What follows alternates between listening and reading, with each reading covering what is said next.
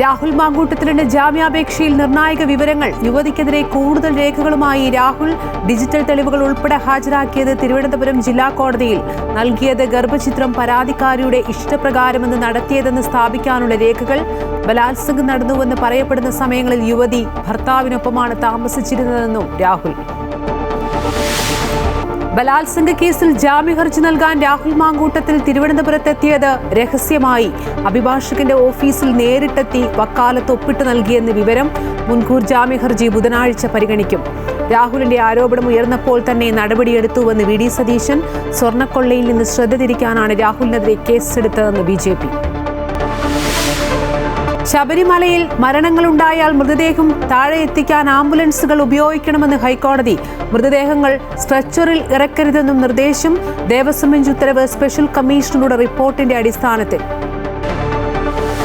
കർണാടകയിൽ മുഖ്യമന്ത്രി സ്ഥാനത്തെ ചൊല്ലിയുള്ള തർക്കത്തിൽ മഞ്ഞുരുക്കം.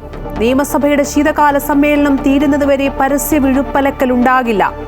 സമവായത്തിലെത്തിയത് DK ശിവകുമാർ, മുഖ്യമന്ത്രി സിദ്ധരാമയ്യ. കൂടിക്കാഴ്ചയ്ക്ക് പിന്നാലെ ശിവകുമാറുമായി ഭിന്നതയെന്നത് BJP പ്രചരണമെന്ന് സിദ്ധരാമയ്യ. ക്രിയാത്മക ചർച്ചയെന്ന് ശിവകുമാർ.